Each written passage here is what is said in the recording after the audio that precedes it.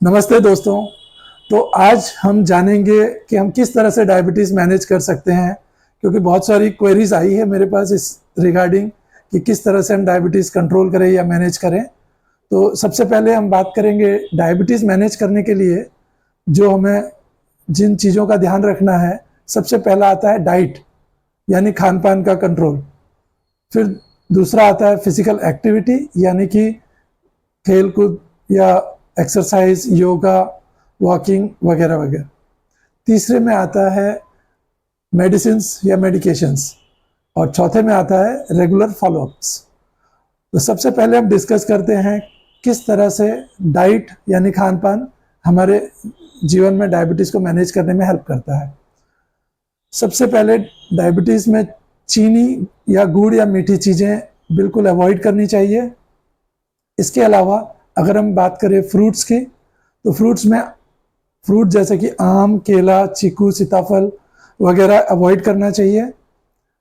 Fruits में हम Apple या फिर अमरूद, ऐसे फ्रूट्स हम खा सकते हैं, पर उसकी क्वांटिटी भी लिमिटेड हो।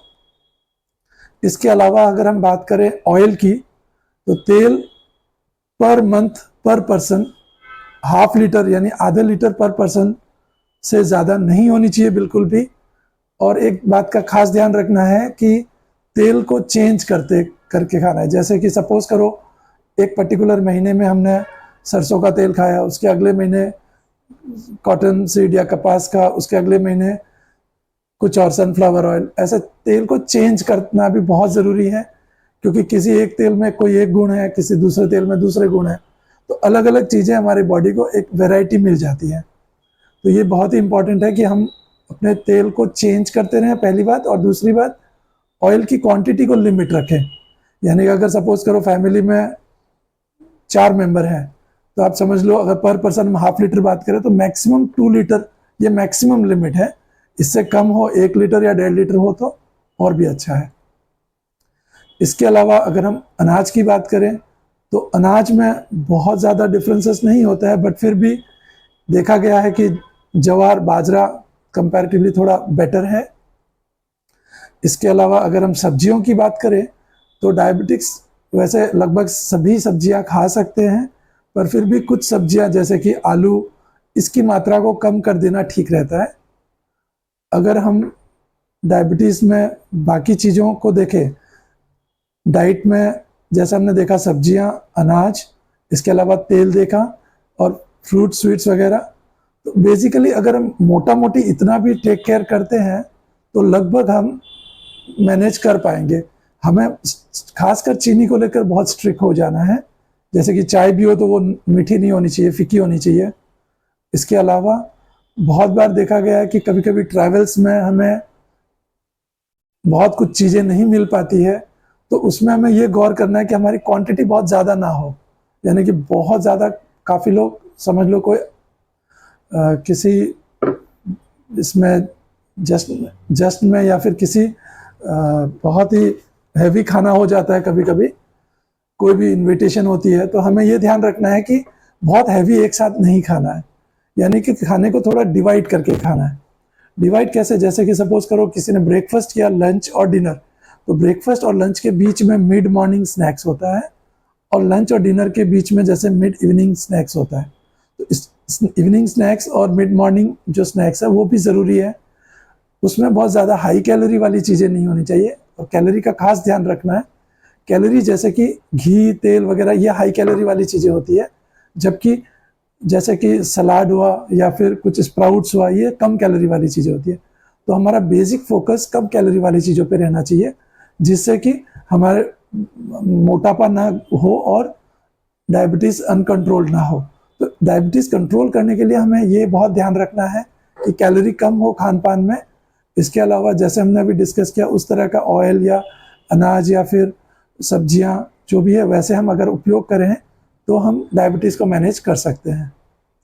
दूसरी बात करें अगर हम एक्सरसाइज या फिजिकल एक्टिविटी की, तो रिकमेंडेशंस के अनुसार फिजिकल एक्टिविटी कम से कम 45 minutes per day for at least 5 days per week होनी बहुत ज़रूरी है। पर अगर हम डेली करें तो और भी अच्छा है। और ऐसा ज़रूरी नहीं कि 45 मिनट्स आप 1 घंटा या 1.5 घंटा भी करो तो दैट इज़ गुड ओनली। खाली आपको ये ध्यान रखना है कि बहुत ज़्यादा चेस्ट पेन या सांस फूल जाना ऐसी स्थिति ना हो कि आपको बहुत एक्सर्शन फील हो रहा हो। इसके अलावा हमें और एक चीज़ का ध्यान रखना है कि जब भी हम वॉक करने जाए तो भूखे पेट नहीं जाए, कुछ खा के जाए। तीसरी बात ये ध्यान रखनी है कि हमें बेयर फुट वॉक नहीं करना है, हमें फुटवेयर या कोई एक प्रॉपर चप्पल या शूज़ होने चाहिए वॉक करने कंफर्टेबल हो, जो जिसका सोल बहुत ही मुलायम या आरामदेह हो। तो वैसे फुटवेयर पहन के ही हमें वॉक करना चाहिए। इसके अलावा योगा बहुत ही बेनिफिशियल है। इसमें योगा में अलग अलग आसन हमारी बॉडी को फ्लेक्सिबल बनाते हैं।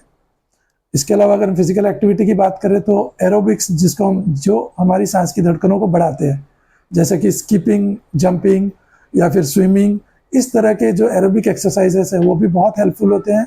तो इस हमारे अपने एक्सरसाइज का जो प्लान है उसमें हमें स्ट्रेचिंग एक्सरसाइज हुए, रेजिस्टेंस एक्सरसाइज, इसके अलावा एरोबिक्स, ये सारी चीज़ों का एक प्रॉपर संतुलन होना ज़रूरी है ताकि हमारे मसल्स भी अच्छे डेवलप हों और हमारी एनर्जी एक्सपेंडिचर, यानी कि जो हम खाना कैलोरी फूड खा रहे हैं उसकी बर्निंग भी प्रॉपर हो।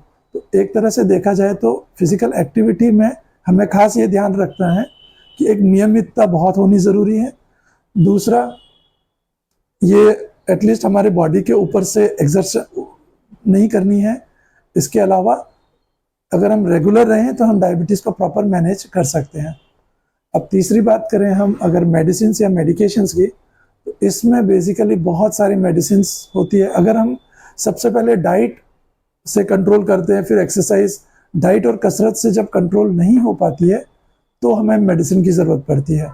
और जब मेडिसिन की ज़रूरत पड़ती है तो उस कंडीशन में हमें ध्यान ये रखना है कि हमें हमारी बॉडी में कौन सी मेडिसिन चल रही है, उसके क्या इफ़ेक्ट्स हैं, उसके क्या गुड इफ़ेक्ट्स हैं, क्या साइड इफ़ेक्ट्स हैं। ये सारी चीज़ों का जो संतुलन है वो चीज़ हमें जानकारी होना बहुत ज़रूरी है।